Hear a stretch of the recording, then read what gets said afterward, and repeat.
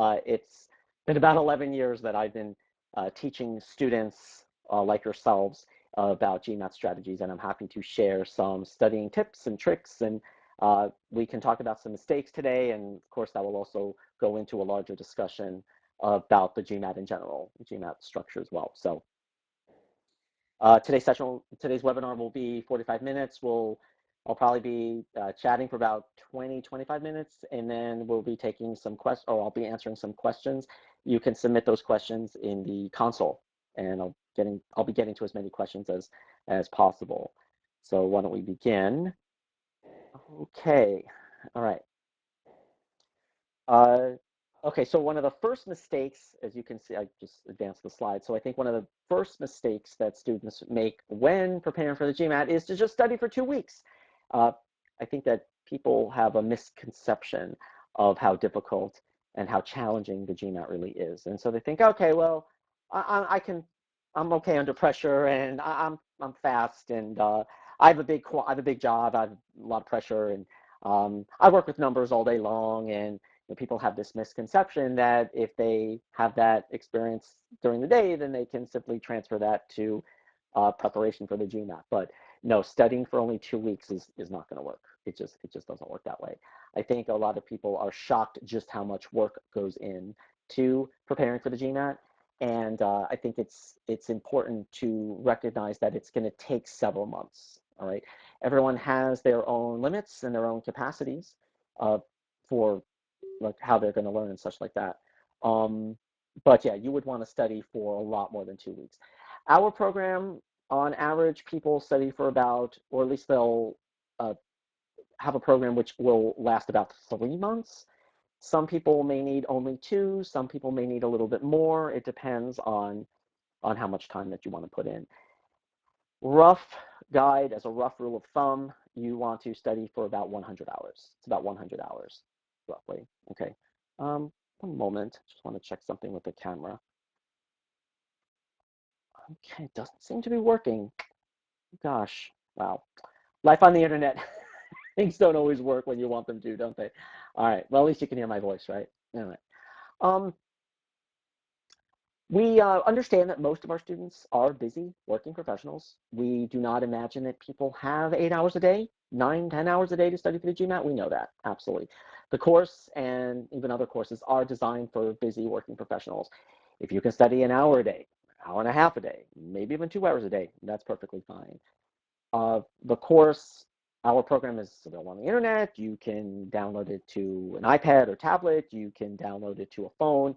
So you can just study whenever you have even an extra 15 minutes. And that's probably the best way to study, is to study in small bite-sized chunks.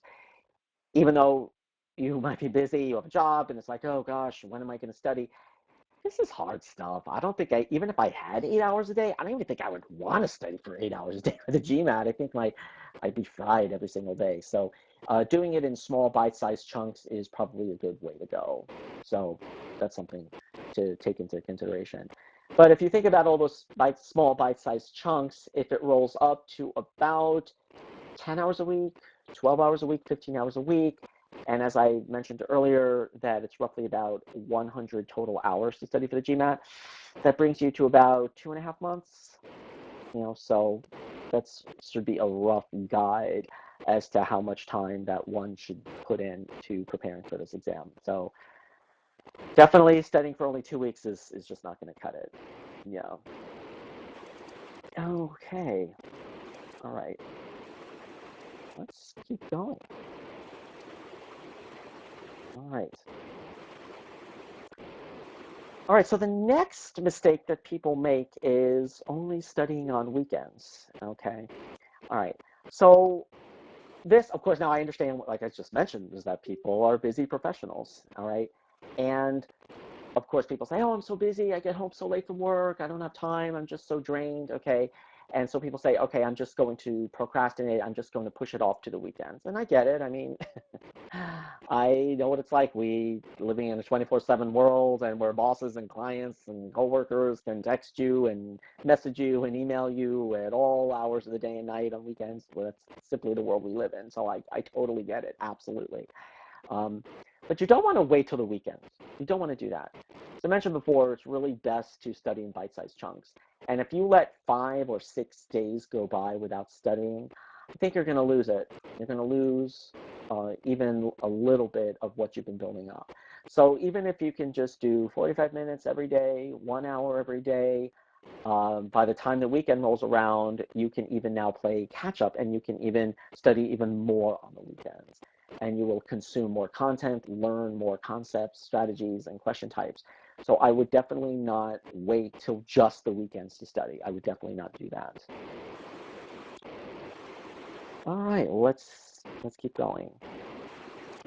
Okay, so let's besides like the study planning and the timing aspect of things, let's talk about the content and the topics and how you can make the most of preparing for this exam.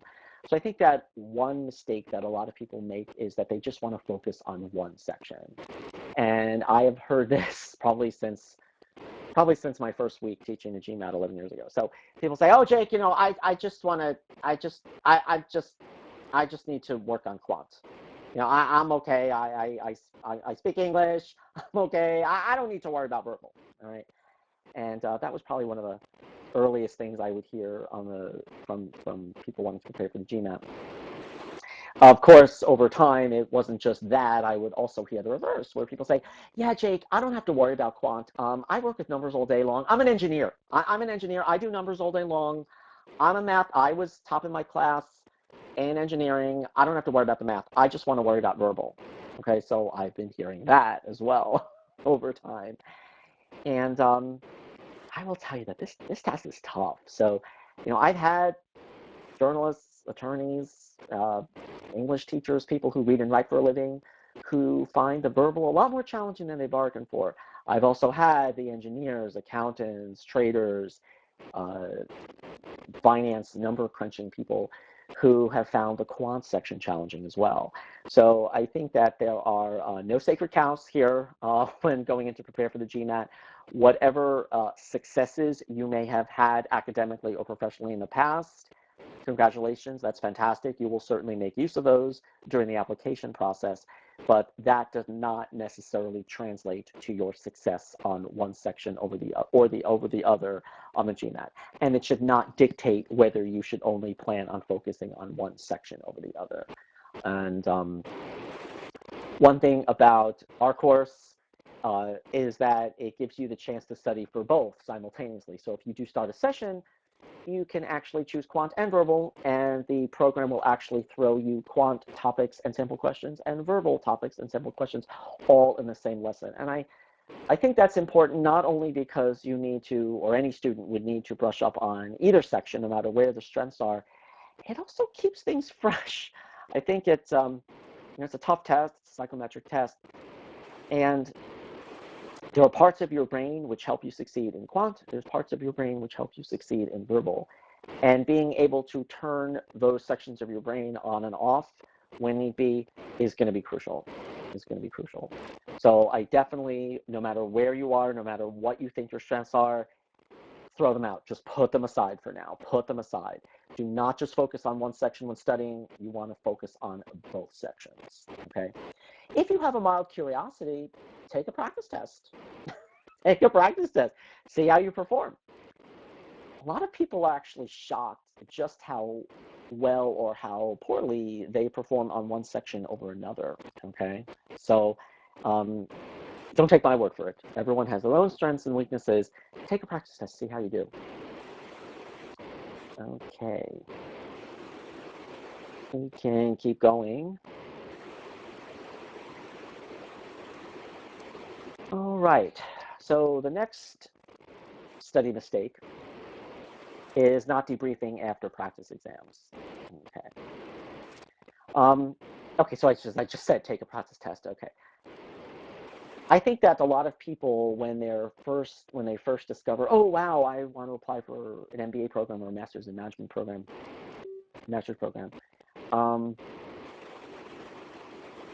when people first decide to study, I think that what a lot of people want to do is when they first realize that, then they realize, oh wow, I have to now discover the GMAT, all right?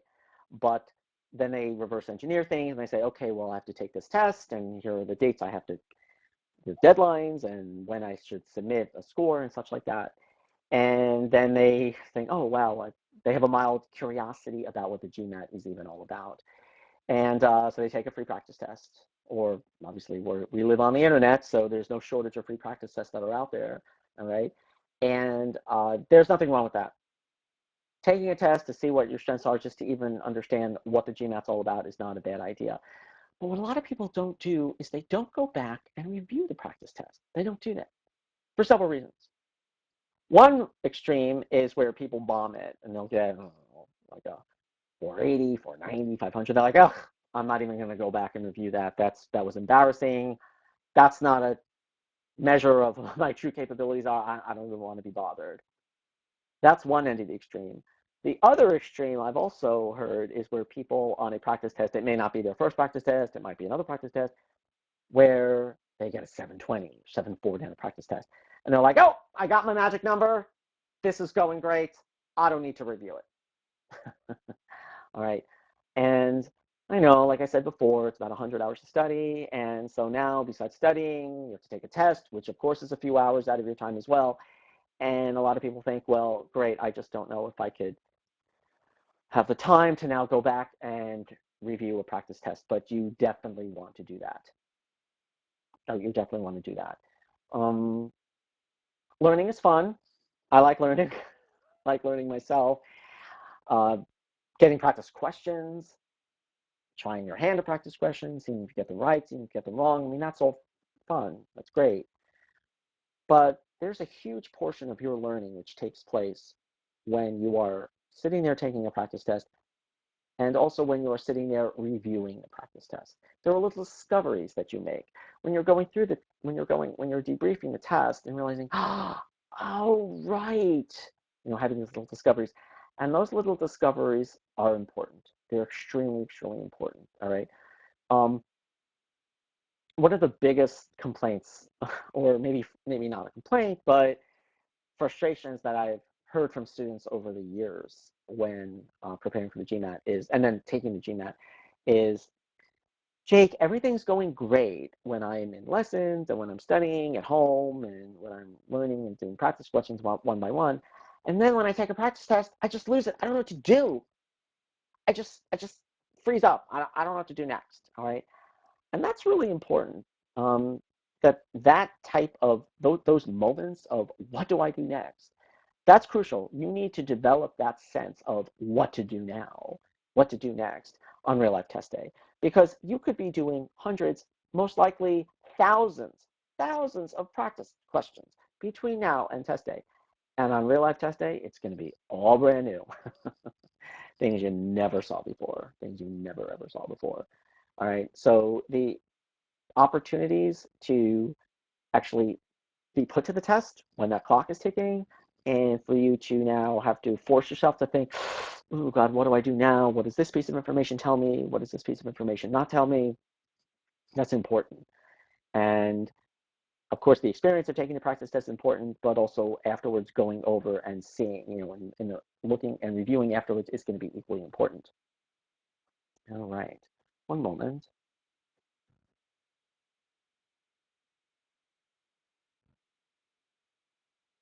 Okay,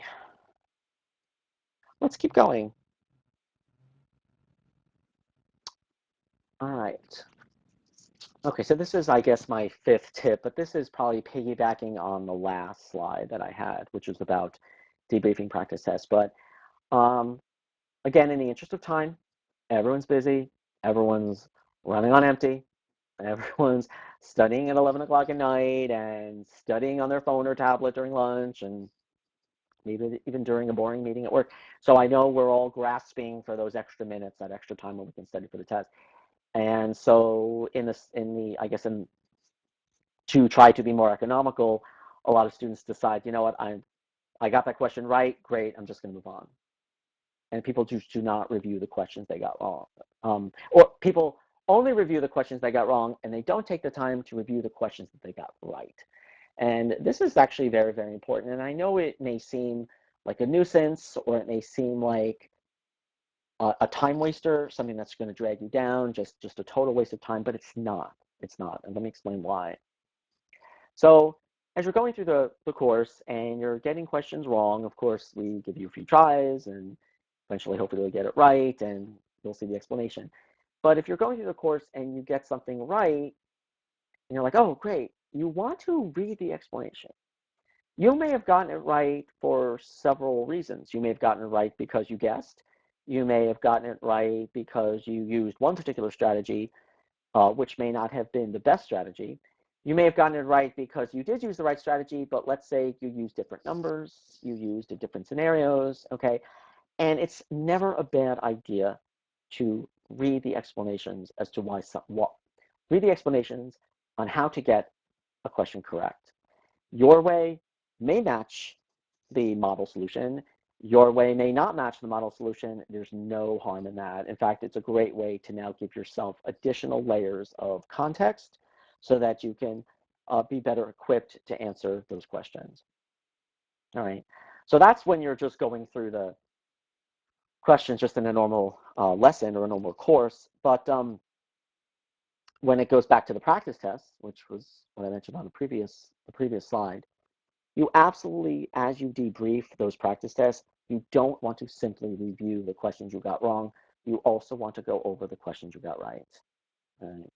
And it's really tough for me to, the advice, it's really tough for very strong test takers to take this advice. When people are already scoring at 700, 710, 720, for me to say, wait, slow down. Don't just go over the questions you got wrong. You should go over the questions you got right. It's really hard for me to, it's really hard for them to take that advice, but it never hurts. It never hurts ever. So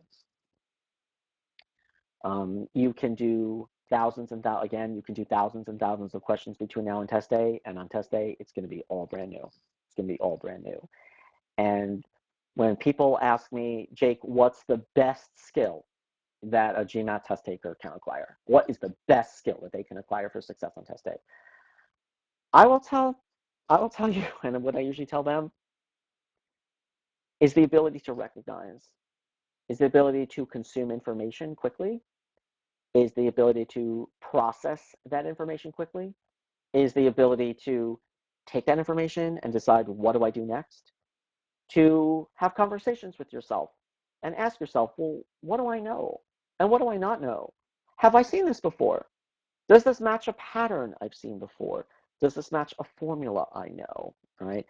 The GMAT is notorious for giving you pieces of information that are necessary to work through a problem, but the GMAT is also notorious for omitting pieces of information that you need to solve a problem. Okay, it's notorious. It is famous for that. And so a lot of students are rushing through and they're just reading and consuming and thinking, okay, well, they tell me this, they tell me that. And the ability to also think, well, wait, what are they not telling me? And that ability to process information and to think about, what do I know and what do I not know, is huge, is absolutely huge. And so when you're going through questions you got right and questions you got wrong, these are conversations that you have to have with yourself. And when you're reviewing questions, you think, oh, wow, I forgot to incorporate this, or I forgot to incorporate that. I mean, how many times have people, you've gone through past questions, or you maybe reviewed practice tests, and you realize, oh gosh, I made such a stupid mistake. I can't believe that. All right. Now, a stupid mistake could be anything from, I guess, bad handwriting where a zero looks like a 6 or something like that. But sometimes the stupid mistake is when people realize, oh, wait, they told me it's even integers, and I thought it was all integers. Is that when you are failing to incorporate a piece of information which is going to ultimately change the direction of the problem. So we try to stimulate test day thinking. At least I always try to do that. And the other tutors here do as well. And it's tough. I understand this is a tough exam, and I understand that people are busy. People have full-time jobs. And I also understand that the type of thinking that's required on the GMAT is not necessarily the type of thinking that people are asked to do on a daily basis. No, it's not. It's not. Okay. Now, granted, all right, let's face it. I don't know if anyone has a job where they have to do geometry and integers and ratios, and no one has a job where you have to do that all day long. You don't, all right? But the type of thinking that's needed on the GMAT, a lot of people do not necessarily need to demonstrate in the workplace. Take the verbal, for example. Um, Once you get past the basics, like, for example, the sentence correction, there's grammar. And a lot of students make the mistake of thinking that the sentence correction questions are just a grammar play. Oh, God, why are they testing my knowledge of English? I know how to speak English. I already have to take the TOEFL. I'm sure there's listeners to this webinar who also have to take the test of English as a foreign language, right? Okay. And so a lot of people, and even native English speakers, are confused as to why does this test, why do they care about my ability to speak English? I don't understand that. All right. Well, the sentence correction is the majority question type on the verbal. The rough breakdown of the verbal questions on the GMAT on the verbal section are 16 sentence correction, 14 reading comp, and 11 critical reasoning. And the sentence correction, sure, at the 550 level, 600 level, I would say maybe even at the maybe even up to the 650 level, will definitely test your ability to recognize grammatical errors. Okay. Um, And as far as grammar, okay, those are lessons, those are rules that people can you can learn and you can spot and you can recognize. But it turns out that for the more difficult sentence correction, you realize that it's not so much a grammar play. It's not even so much a stylistic or idiom or modification or style play, but it actually ends up becoming a logic play. Why is one answer choice stronger than another? All right, and it's important to recognize this, like why this is right and why this is wrong. So ultimately, even though it might be presented as simple grammar or style, English language usage, there's a bigger story at play here. The GMAT is trying to test your sense of logic. All right, and that's why, and maybe it seems like I went off on a tangent, but not really. I think that a lot of people make the mistake of thinking that this is just a middle school math test and an elementary school English test, and it is far from that, far from that. And so in taking the time to properly review questions you got right, questions you got wrong, to take tests and to debrief them, giving yourself the proper time to study, you'll be able to get to that level where you are absolutely using your critical thinking skills, your sense of pattern recognition, and your decision making. So, all right, I think we are about halfway done, and I think it probably would be a good idea for me to take some questions from the audience. All right. Okay. And so there has been no shortage of activity in our Q&A box, which is exciting. So I thank everyone for that. All right. All right, first question. Let's see. Is it possible to improve 100 points in 3 weeks? Okay. Uh, let me first preface this by saying that in my entire career teaching the GMAT, people have asked me questions like this. Jake, am I going to get a 720 on test day? Jake, am I going to improve 100 points in 3 weeks? People have asked me this my entire GMAT teaching career. And I try to not be in the prediction business. Tell people I try not to be in the prediction business. If I could predict people's magic numbers and people's futures, I probably wouldn't be a GMAT teacher. I'd probably be doing something else. All right, so I think everyone can reasonably understand that. But as far as improving 100 points in 3 weeks, that depends on a lot of factors. It really does. I would not say, oh, just keep putting in as many hours as possible. Yeah, you got to put in 10-hour days, 12-hour days. You gotta just study your heart out, and you're gonna get your result. It's back to that idea of critical thinking, is that, in those 3 weeks, and by the way, I don't know where you started. I mean, that question came in. I don't know what the starting point is. I don't know if, let's say you started at 500, you want to get to 600, you're at 600 starting to 700. I don't know what the baseline was, okay? But, and to go off on that for a moment, as some students may recognize that it's easier to make a jump from a 450 to 500, 500 to 550, 550 to 600. Once you cross 600, as you approach 650, and when 650 approaching 700 and beyond, it gets harder and harder. It gets more elusive. All right. When students start studying and preparing, they make significant jumps at the 500, low 600 level, and then as they pass 600 and 650 and 700, things get harder and harder. So That 100 points in 3 weeks, I don't know where the starting point was. But if you are already starting at 650 and you want to get to 750 in 3 weeks, that's going to be very, very tough, even for the strongest test takers, right? It's about recognition. It's about developing those thinking skills. That's really what it's all about. Can you identify those really hard questions? Or rather, in those hard questions, can you identify what you need to do next? Can you? Do you see what it's really asking you? Can you sense the trap? Can you sense the information or data that's not given? Those are things that are going to help you scale to that 100 points in the 3 weeks.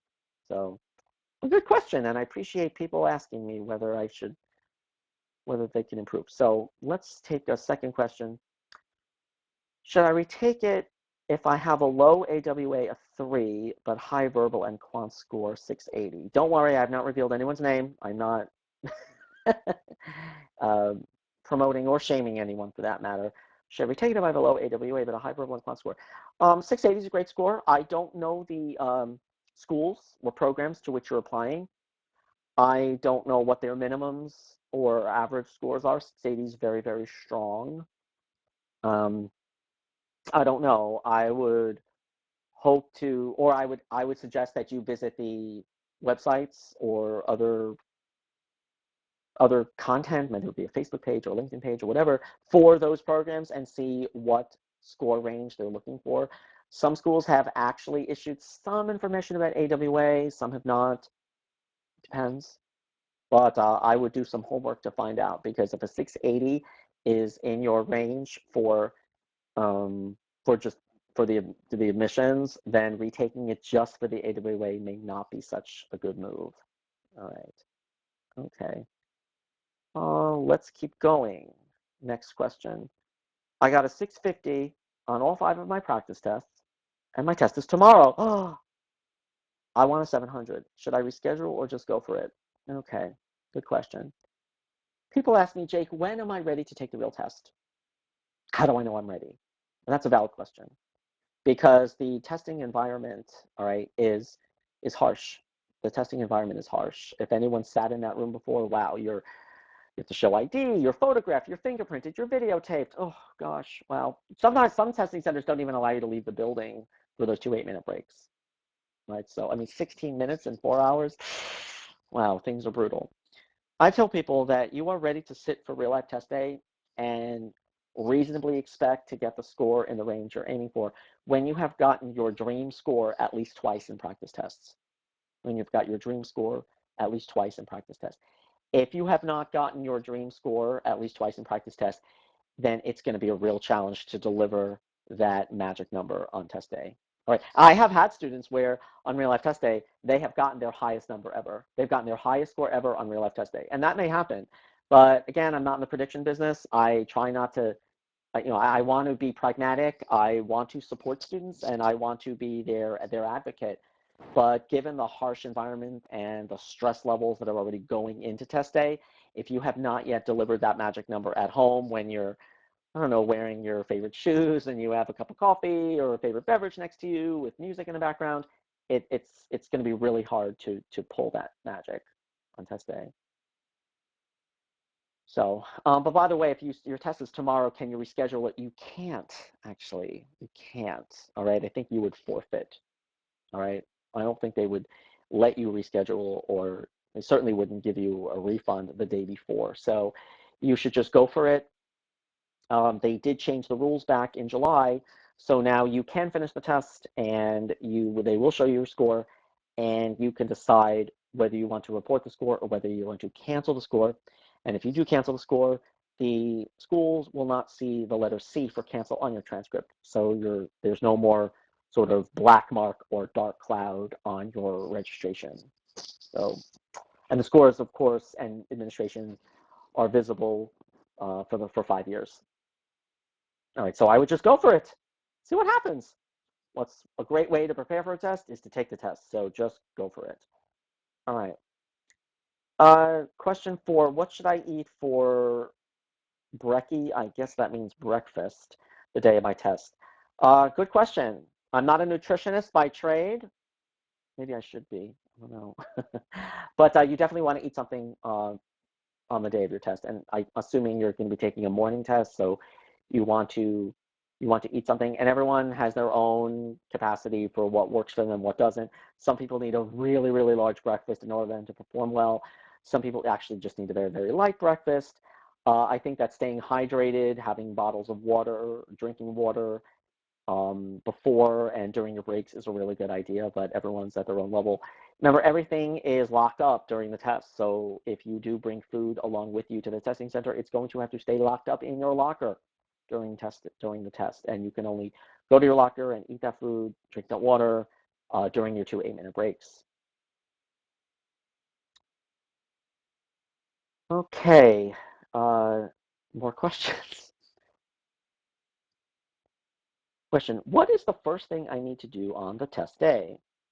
Is it thinking about the difficulties of the test or focusing on my goal?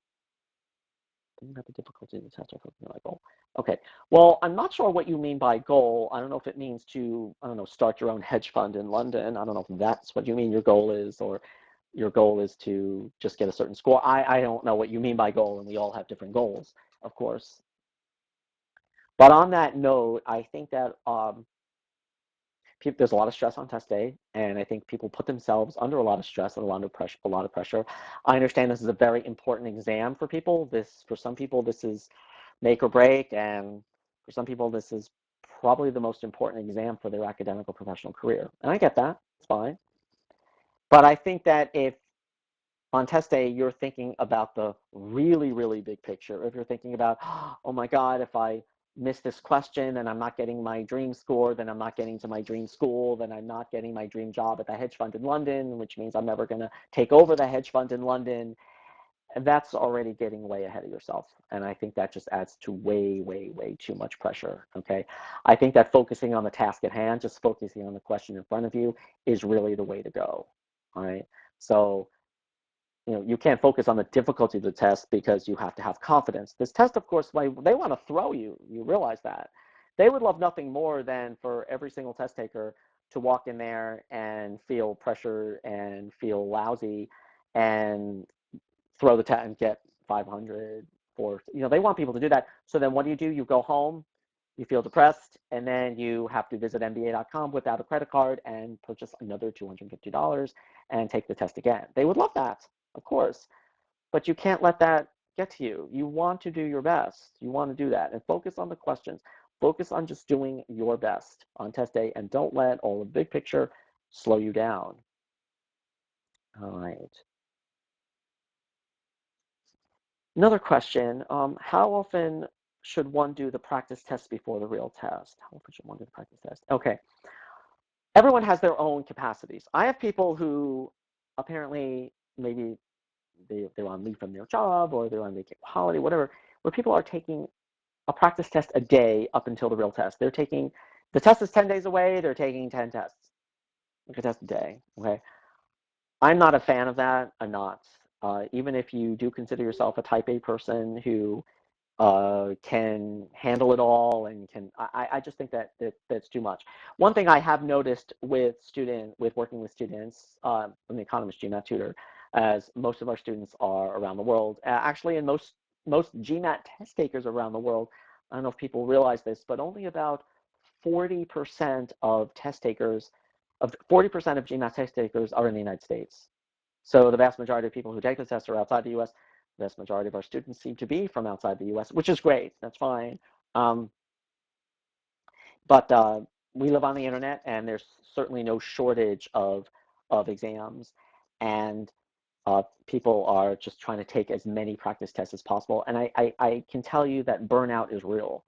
More and more, I speak to people who are doing so many tests before practice day, so many practice tests before test day, that by the time they're in the center, they're done. They're just beat. They're worn out, and you want to guard against that. Um, Living on the internet, there's no shortage of practice questions that we can find. No shortage of practice questions. When I first started teaching 11 years ago, there were like 5 books. That was it. I mean, you could conceivably do everything.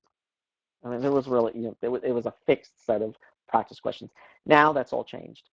And so you have to have a confidence that you've done enough tests, you've reviewed enough tests. Remember I talked about making the mistake of not reviewing practice tests and not reviewing your both incorrect and correct questions, all right? That you say to yourself, you know what? I've done the best I can. I'm going to walk into this test and do it. So don't think that just doing as many practice tests before real life test day is really the way to go. All right. We have a few more minutes. I guess I can see how many more questions I can handle. What are some recommendations you can give to de-stress or relax? Okay. Well, I had spoken about the stress when people were worrying about if they're going to start their hedge fund in London. Okay, so you don't want to think about that on test day. I will tell you something else though, when it comes to stress on test day. I would say that probably about 90% of the stress on the GMAT comes from time, from the time management. Is that when people are realizing, oh my God, I have 10 questions left and 10 minutes, what am I going to do? There's your stress right there. There's no way, I mean, the stress level's through the roof. And so my advice is that if you want to reduce your stress, you want to increase your time management. The more in control of the timer and the clock you are, the more in control of your stress levels you will be. I guarantee it. I guarantee it. When you feel in control and everything's going well and you say to yourself, you know what, there were a few questions I missed, but that's okay. Everything's going okay. I'm doing all right. Your stress level is going to be reduced dramatically. We have timing and pacing strategies that we actually teach in our course, and we advise students to use almost from the first time that they take a practice test. So the better in control of the clock and the time you are, the better your stress levels will be. Next question. Is it worse to not finish or just guess the last few questions if you run out of time? Again, related to time management. The better you manage time, the more likely you will not have to be in this situation. The more likely you will not be in the situation, all right?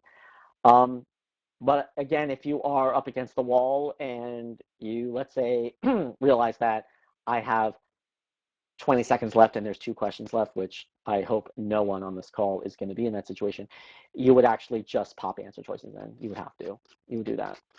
It's better to just supply answers. They may be wrong, but there's also a likelihood of you getting it right than just not finishing the test. Okay. One last question.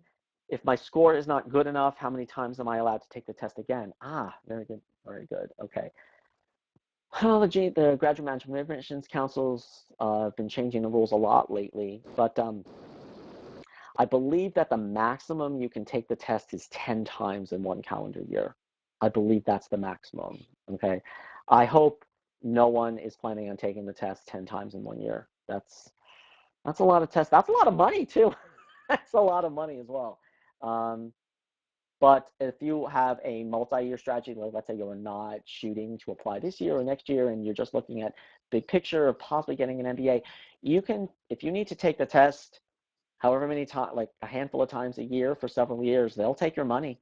They'll take your registration fees. They have no problem with that. But I don't know if that necessarily would look so good to the admissions officers. I don't know if that would necessarily be so good. So, all right. By the way, as a side note to that, when I first started teaching, the sort of the conventional wisdom was to just take the GMAT once. That if you had to take the GMAT twice, it was considered almost shameful. Like, well, why'd you have to sit for it twice? But then again, at that point in time, there were only like 50,000 people a year who took the GMAT. It was a very small, it was very closed, it was a very niche test. Now, fast forward 2015, entering 2016, we have close to 300,000 people a year who take the GMAT globally. Wow. Okay. Things are more competitive than ever. Getting that all-elusive 700 plus is tough. A lot of people are now taking the test more than once. I've heard from a lot of students that now the idea of taking the test more than once, showing the admissions office that you've taken the test more than once, and showing score improvement is not such a shame. All right. In fact, it actually is a good thing that you're showing the admissions office that, wow, you know, I am committed to this, to applying to MBA programs. This is absolutely an important part of my future. And I'm making a commitment to the GMAT. And by showing multiple scores where there has been an increase, where there has been a story. You're almost sharing a story with them, like, wow, I jumped from this score to that score to that score, actually is considered a positive, it's considered a benefit. So that's something to keep in mind. So I think we've run out of time, and I appreciate everyone for taking time out of their busy Thursday. And we have the, um, I guess there's a screen here with some additional information if you'd like to speak to us about our programs. And Adam, if you'd like to add some additional information. Sure. Well, uh, thanks to you, Jake, and thanks everyone for joining today's webinar. We'll be hosting future webinars over the next few months covering topics in the GMAT, GRE, and the MBA space, so look out for invitations from us for those. You can follow the Economist Test Prep on Facebook and Twitter to get exclusive invitations, and you can subscribe to the GMAT Tutor to get the best online GMAT prep. You can use the links on screen to access a free GMAT trial and a special GMAT Tutor webinar 15% discount on our premium and ultimate prep packages. We'll leave those links up for a few moments so you can jot them down. Also, we recorded today's presentation and we will post a link on the GMAT Tutor blog later if you want to watch it again or share with a friend. But that's it for today, and we hope you can join us for future webinars. I hope everyone has a great rest of their day.